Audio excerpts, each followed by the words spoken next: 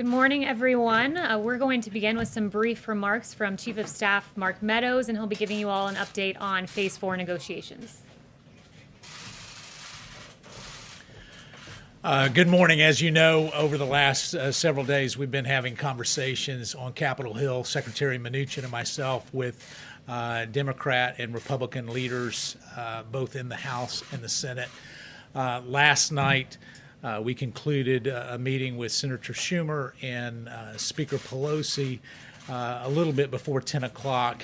And at the President's direction, we have made no less than 4 different offers to Democrats on Capitol Hill on how we can make sure that the enhanced unemployment that is set to expire today, along with eviction protection that is set to expire as well, is protected. And those 4 different offers have been actually rejected, but more importantly than that, they've not even been countered with a proposal. So the Democrats are certainly willing today to allow some of the American citizens who are struggling the most under this pandemic to go unprotected. And the President has been very clear for us to be aggressive and forward-leaning to make sure that they get protected. And yet what we're seeing is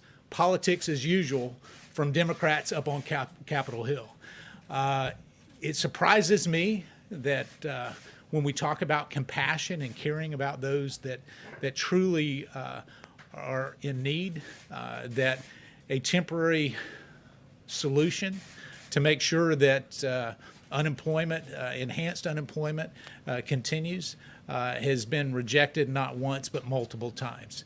The Democrats believe that they have all the cards on their side, and they're willing to play those cards at the expense of those that are hurting. And we'll continue on with additional discussions today with Senator Schumer and Speaker Pelosi, perhaps an in-person meeting tomorrow on Capitol Hill as we stay engaged. But I'm disappointed in what we've experienced over the last 3 days, and I want to stress that the Democrats have made 0 offers over the last 3 days, 0. And so in a spirit of compromise, the President has sent us back not once, not twice, but 3 different times to try to find some common ground. And what we've found from our Democrat negotiators is that they are bumping the price higher than the very bill that they passed out of the House several weeks ago. And to give you a particular example of that is in their HEROES bill, they have $100 billion for schools. We matched that offer and actually put forth a proposal for $105 billion for schools for K through 12 and higher institutions. And yet, what did they say to that? Oh no, that was 2 months ago. We want to increase the amount of money that we send to schools to $400 billion. We're going in the wrong direction. They're going in the wrong direction because of partisan politics. It is very disappointing. And so we call on Capitol Hill to get serious about their negotiations. The President is serious about the negotiations. We're willing to engage. As you know, Leader McConnell yesterday put forth a 1-week extension at the current levels for enhanced unemployment. And what did we see? Senator Schumer objected to that. So there's no clearer message that the American people should receive other than the fact that the Democrats are willing to play politics at a critical time in our nation's very dire circumstances as we deal with this pandemic. So I wanted to give you that brief update so that you could have it straight from the negotiations as they've happened over the last 3 days. And as we work, I'm going to turn it over to the press secretary, and I think she's prepared to answer all the questions. liability insurance? Is that a red line for you guys? McConnell said it was.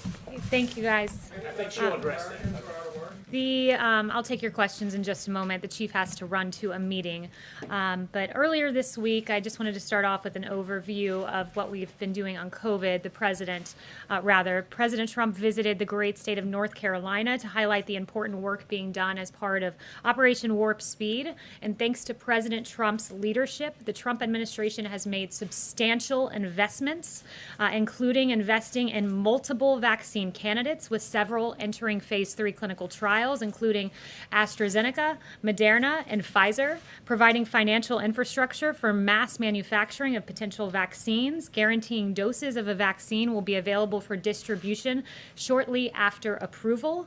The race for a coronavirus vaccine is truly moving at warp speed under President Trump. In addition, President Trump is leading on therapeutics. Over 140 clinical trials are now underway. Remdesivir, dexamethasone, convalescent plasma, and monoclonal antibody treatments. Yesterday, President Trump visited the American Red Cross headquarters to hold a roundtable on donating plasma. This initiative will empower Americans to help their fellow Americans in battling the virus. These critical investments in a coronavirus vaccine are due to the fact that we have a businessman in the White House. And according to the Wall Street Journal, quote, Democrats blame the U.S. case surge on inadequate testing and contact tracing, but the U.S. has averaged 2 to 3 times more tests per capita than most European and Asian countries. Indeed, we've done more than 59 million tests, with India at number 2 with just about 14 million tests, so quite a difference there. Arizona, California, Florida, and Texas all were doing more tests per capita when they lifted their lockdowns, more per capita than Germany, Spain, France, and South Korea have averaged. The U.S. is the undisputed world leader in testing, and on top of the more than 59 million tests that we've done, the FDA has authorized more than 193 tests under emergency use authorizations, including molecular and antibody tests.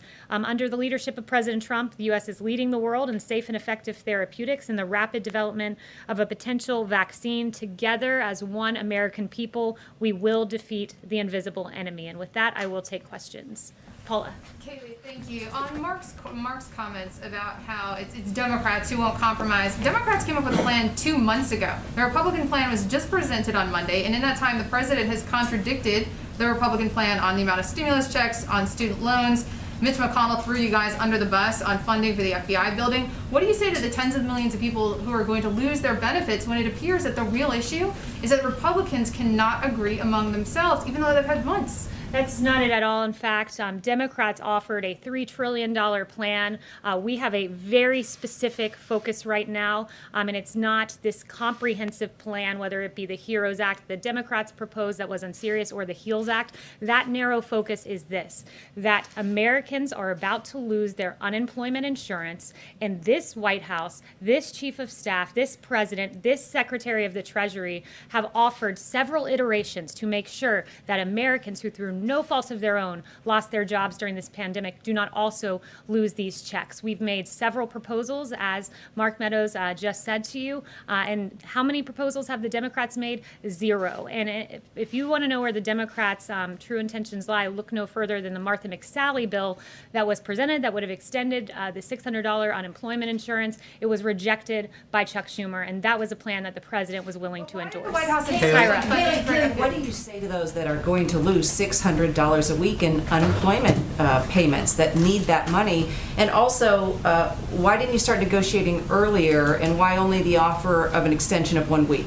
Well, what I would say to them is that this is unacceptable, that the Democrats have been fundamentally unserious. And you just heard the Chief of Staff say a great example of that is they had this massive $3 trillion bill that called for $100 billion in school funding. We then gave $105 billion, which then was deemed insufficient. So if Democrats were interested in extending unemployment insurance and helping the American people, they would have endorsed the Martha McSally bill and extended this by a week to give us time as we try to extend this in perpetuity while we also focus on evictions as well. What do you say to those Americans that are about to lose $600 a week? That they need to be calling the offices of Chuck Schumer and Nancy Pelosi and say, get to work and stop engaging in politics on the backs of hardworking Americans who deserve these checks, who lost their jobs through no fault of their own. Are you willing to pass on the liability protection? That's a question for Mitch McConnell. He said that that's going to be a part of any bill, but that's Mitch McConnell's, that's his priority. This president is very keenly focused on unemployment insurance, and the Martha McSally bill is a great example of what Democrats are focused on. Yes. Kayleigh, if the president is so worried about how long it'll take to count ballots in the election, then why isn't the president and this White House doing everything it can to secure more funding for staffing and other resources to make sure that we can have a safe and proper election? Look, what this White House is focused on is making sure that our election is not riddled with voting fraud and that the timetable is not hung up here. There are several lawsuits that the campaign is engaged on, and I would point you to the campaign for specifics that doesn't answer my question, though. My question is, what is the White House doing to get more resources for funding and staff to make sure, as the president says, that it will be a secure and safe election? Well, as you know, Peter, states run their elections, and it is up to states to make sure that they have the capacity. But what this White House is focused on is ensuring that what Jeffrey Toobin has said over at the New Yorker, CNN contributor, notably, New York's primary vote count chaos signals trouble for November. And as he noted, you want to talk about the president, but Jeffrey Toobin himself, Democrats control the state government of New York. They are responsible for creating the fiasco that is unfolding now, and that is certain to get worse in November. States need to get their acts together when it comes to elections. And as we see in New York, where we're 5 weeks out from that election, and in fact, we still don't know the outcome of a congressional race, and that is certainly not what we want to see. And I'm asking you about November. the president. You asked why I was asking about the president. I'm asking about the president because you work for the president. Yes. I guess the question is more specific. Thank you, Kayleigh. So the president's meeting this morning in a few minutes with the National Association of Police Organizations. In 2008, 2012, they supported Barack Obama and Joe Biden. In 2016, they didn't support either candidate, and now in 2020, they're endorsing President Trump. To what does the White House attribute this change in support? Well, it's clearly a change in the Democrat Party, Jen. When you look at the polling on defunding the police, ABC News, Ipsos poll, 64% oppose defunding the police. Huffington Post, 57% oppose. Rasmussen, 59% oppose. But make no mistakes, Democrats want to defund our law enforcement. It comes at a time where 64% of Americans say they are concerned that growing criticism of America's police will lead to a shortage of police officers and reduce public safety in the community where they live. The American people have seen very clearly where the Democrat Party of today stands. It's at an unacceptable place, and I think that this administration has shown great respect for our law enforcement, who every day are out there defending and protecting our streets, and Democrat-run cities that have turned abundantly chaotic because of their lack of support and respect for law enforcement. Darlene. Can you explain why the White House did not counter with a comprehensive plan of its own? You said the White House was focused on two things, the unemployment insurance and evictions. Why not have a more comprehensive proposal to counter what the Democrats have put on the table? So I've walked through at this podium the more comprehensive plan that this White House was hoping to see, and our priorities like tax rebates, unemployment benefits, enhanced hiring and retention payroll credits, workplace tax credits, restaurant donations, and others. Those are all part of the HEALS Act. So there is a comprehensive plan that was put forward by Republicans on the Hill with several White House priorities in it. But right now, at this day, at this moment, our focus is making sure that Americans who have lost their jobs get their paychecks. It's why, as you heard the Chief of Staff say, we've made 4 proposals. Democrats have made precisely 0. Jen. But the nomination of General Tata, is the White House still behind that? The president still supports General Tata. Yes. Kayleigh, so is there anything that you agree with on the Democrats after all these negotiations? Are there any points of unity so far? Well, look, they've presented 0 plans. So we've presented 4, they've presented 0. So do we agree with them? It seems that they don't agree with us. The White House supports unemployment insurance benefits. The White House supports ensuring Americans don't get evicted. But what do the Democrats support? What do they stand for? So far, they've offered 0, nothing, except rejecting Martha McSally's bill to ensure that those who are receiving those checks continue receiving them. Is there an upper limit, Kayleigh, for the amount that you're willing to go to? Has the White House decided on some sort of a cap for how much you're willing to spend this round? Not that I'm aware of. The president has said, he wants to make sure money gets to the American people. Yes.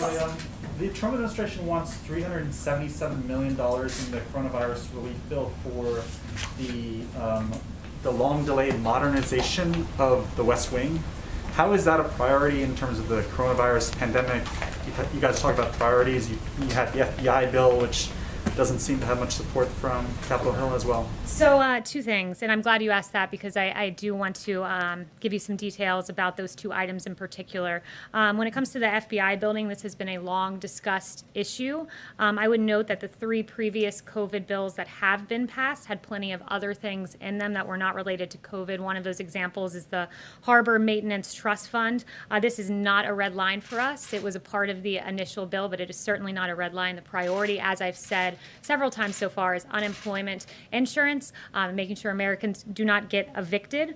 And then as it pertains to White House renovations, many of those pertain to safety protocols, filtration systems, enhanced communication ability, and needs that we saw that were highlighted during the pandemic. But make no mistake, a $377 million proposal will not stand in the way of ensuring that the American people get their checks. That is the priority, ensuring that Americans do not get evicted. That is our number 1, number 2 goals. Yes. Thank you, Kayleigh. I just wanted to confirm reports that Mark Meadows actually made an offer to extend unemployment insurance by 4 months.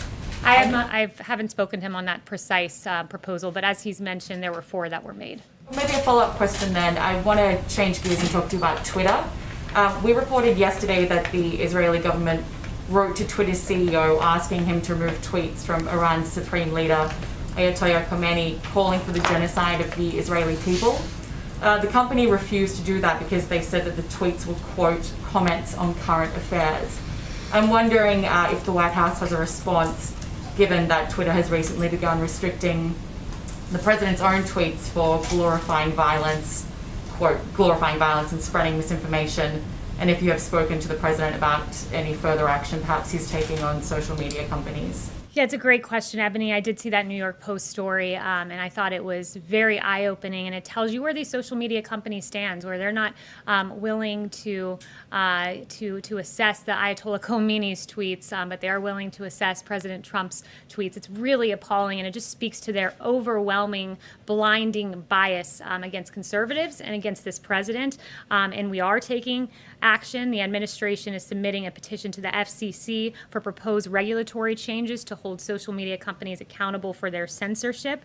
And this petition that was previously reported on earlier in the week asked the FCC to end the loophole that allows social media companies to escape civil lawsuits for their own speech, fact checks, and deplatforming. And the petition seeks to expose social media companies to liability as a speaker or a publisher if they act as editors of content on their platforms or remove lawful speech based on politics. And very good work by the New York Post in highlighting that issue. Yes. Thanks. Can I follow up on Darlene's question on Tata for a minute? You said that the administration is still behind him, but are you guys considering putting him in an acting role? I have no personnel announcements other to say than the president still supports him. Can I just one follow up? Yes, thank you. It's been a month since there were reports of Russian bounties upon American military forces, and yet the White House has done nothing to push back on Putin. What is the delay? So as I've answered probably a dozen times from this podium, that intelligence is unverified. There are dissenting opinions. The media is, I would point to the Department of Defense saying there's no corroborating evidence to validate recent allegations. NSC allegations in recent press articles have not been verified or substantiated by the intelligence community, and ODNI has a similar statement. But look, this president acts. He is not afraid to stand up to Russia. He's done so repeatedly when our adversaries have directly targeted U.S. or coalition partners. The president did not hesitate to act. Look at Syria in 2018 when dozens of Russian mercenaries were killed in a retaliatory defensive strike. He has continually stood up to Russia, will continue to do so, and this president will always protect our troops and our men and women overseas, and he will act on verified intelligence. Bill. Thank you, ma'am. So Colorado, Hawaii, Oregon, Utah, and Washington all have automatic mail-in ballot systems. The White House has made its position clear on absentee ballots and also the concern over these universal systems. Does the White House think that those elections are fraudulent or more at risk of fraud? Always a mail-in ballot system, mass mail-out ballots are going to be more at risk of fraud. Look at LA County, where 112% of LA County is registered. That means you have 12% of excess ballots floating around that are, we know at least 12% that are not accurate ballots that were mailed out. This is a very basic concept, and it's one that the media has done a very good job reporting on, not just Jeffrey Toobin at the New Yorker. You also had the Washington Post article on this that the president held up yesterday that says the results that they've seen in a study showed that there's an unexpected stress test of mail balloting systems, many of which were designed to handle only a small portion of the vote and are not ready to scale up in response to a pandemic. That was Washington Post. There was another great ABC piece, mail-in voting delays in primary caused Pennsylvania to sound alarm about November. Expansion of mail-in voting will likely delay the state's presidential race. A great CBS report. Pennsylvania's mail-in votes still weren't all tallied up after 1 week. Officials fear election nightmare in November. So mass mail-in voting is certainly subject to fraud, and good work on the part of ABC, CBS, Washington Post, and the New Yorker for highlighting the fraud that is at play, the delays that are at play, because those are, after all, the facts. Another quick one. The chief sounded quite frustrated a second ago. Is there any situation in which the White House will walk away from negotiations on Phase 4? I won't get in the middle of the negotiations, and I'll leave that to the chief and to the Secretary of Treasury. But yeah, there's a lot of passion because we're passionate about making sure Americans are taken care of. I've heard the president personally talk about this. It is his goal to make sure that those who have lost their job get these payments, and those who, through no fault of their own, do not get evicted from their homes. So those, again, two big priorities for the president. Raquel? Yes, thank you, Kayleigh, so much. I have two questions. One, you were here saying that how well the administration is doing is responding to the pandemic, but the facts don't show that, and Americans are struggling and scared. What do you tell them, the American people?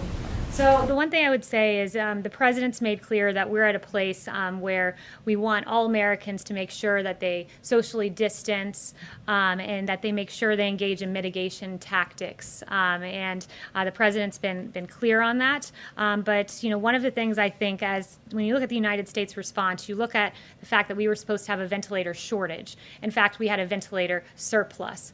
We were told that there was a testing shortage. Well, it turns out we've done at this point almost 60 million tests.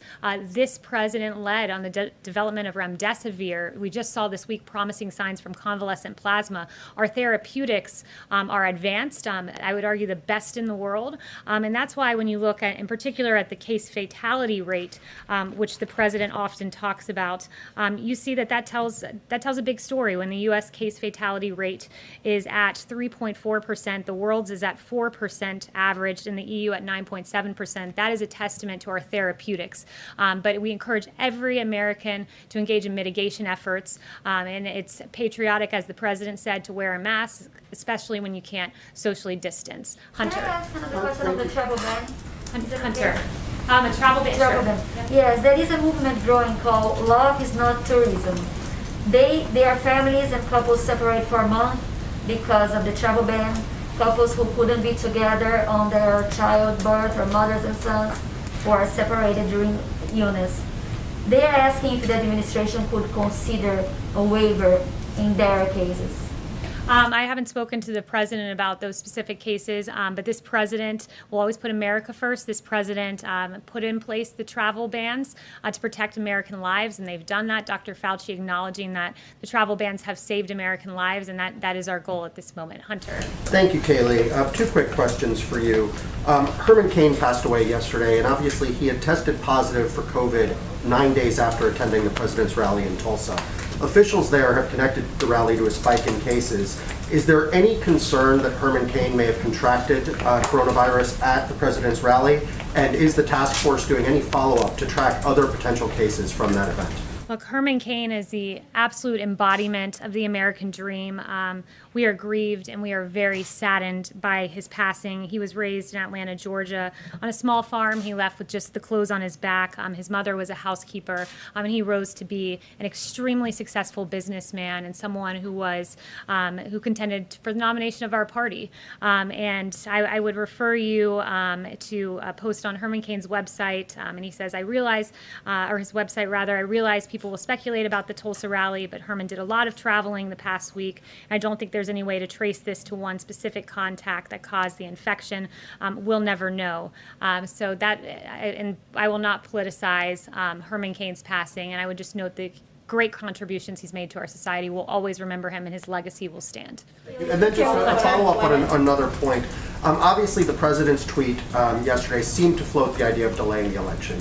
He later said, he supports no date change whatsoever. Given a little bit of the ambiguity and confusion there, can you just state unequivocally whether or not the White House wants to see the date changed and state 100% that that is not something that you support? The president answered this 3 times yesterday. He said, "I want the date more than anyone. I don't want to delay. I want to have the election." And in a local interview he said, "No one wants the date of the election more than me," because he believes November 3rd will be a moment where the American people acknowledge the great successes of this administration. Yes. Okay, thank you. Does the president support the Chinese-backed Hong Kong government in delaying their elections? Yeah, so I do have an answer for you on the Hong Kong elections. We condemn the Hong Kong government's decision to postpone for 1 year its legislative council elections and to disqualify opposition candidates. This action undermines the democratic processes and freedoms that have underpinned Hong Kong's prosperity, and this is only the most recent in a growing list of broken promises by Beijing, which promised autonomy and freedoms to the Hong Kong people until 2047 in the Sino-British Joint Declaration. I think it's appropriate as we see this play out on the Hill, this testimony by our doctors, to just acknowledge the real successes and work of this administration. I acknowledge the ventilators, and I talked about testing and just great American industry coming together, the American people coming together and working to get us through this tragic pandemic. And we grieve when even one life is lost. But I do want to point out just the early actions of this administration. When there were 0 reported cases in the United States on January 6th, the CDC issued Wuhan travel notice before any U.S. confirmed cases. But what were Pelosi and Chuck Schumer doing? They were calling on the GOP to support Bolton testifying. 0 reported cases in the United States on January 17th. The CDC implements public health entry screenings at 3 major U.S. airports receiving the greatest volume of Wuhan passengers. What were Democrats doing? House Democrats were preparing to file their first brief in the sham impeachment inquiry. When there was 1 reported case in the United States on January 21st, CDC activated Emergency Operations Center. What were Democrats doing? Chuck Schumer was calling for witnesses in the impeachment trial, and Pelosi released a statement criticizing Mitch McConnell for his trial rules. And finally, when there were 7 reported cases in the United States on January 31st, President Trump issued travel restrictions on China and the first mandatory quarantine in more than 50 years. And those travel restrictions saved American lives. But what were Democrats doing? Pelosi was introducing the No Ban Act, which would have imposed undue limitations on the president's authority to restrict entry of aliens into the United States. And what are Chuck Schumer and Nancy Pelosi doing now? Stopping Americans from getting their unemployment insurance. And it's despicable, and it's time for them to come to the negotiating table. Thank you very much. The president's having a order April, May, and June.